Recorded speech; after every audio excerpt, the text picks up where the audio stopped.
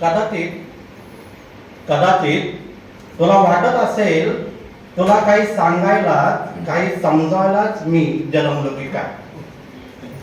म्हणजे झालं असं की गेले 2-3 वर्ष या नीटच्या परीक्षेत सरांना आता अनुभव येत असेल की मुलगा आपण ओपडीतून आलो की फक्त एकच विचारतो, अभ्यास चाललाय का, अभ्यास केला का. ह्याच्या पलीकडे दुसरा कुठलाही संवाद त्या काळात होत नसतो. तर त्याबद्दल कदाचित तुला वाटत असेल तुला काही सांगायलाच काही समजवायलाच मी जन्मलो की काय. तसं तुझं वाटणं स्वाभाविक आहे. खरं सांगतो तुला आज बाप असणं हे किती अगतिक असतं जेव्हा तू तासनतास दिवस अभ्यास करूनही तुला सांगावं लागतं अभ्यास कर.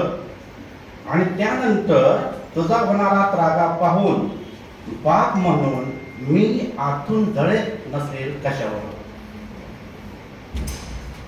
कळतं रे मला तुझे कष्ट आणि मेहनत, कळतं रे मला तुझे कष्ट आणि मेहनत. माहीत आहे मला तू कितीतरी दिवस बागडला नाही स्वच्छंद, हसला नाही खळखळून, ना गेला नाही सिनेमास एखाद्या. दिसतोय तणाव मला तुझा तरीही मला सांगावंच लागतं रे अजून अभ्यास कर. तेव्हा मी आतून तुटत नसेल कशावर. समस्त आईलाही तुझ्या तुझी सारी ती अभ्यासाची गडबड, पण तीही सांगतच राहते अजून अभ्यास कर. तेव्हा बोलतोस किती कडवट, तरीही रात्री झोपताना तुझ्या सुटल्या चेहऱ्यावरून हात फिरवताना तिचे डोळे गच्च भरून येत नसतील कशावर. तुला यशाच्या वाटेवर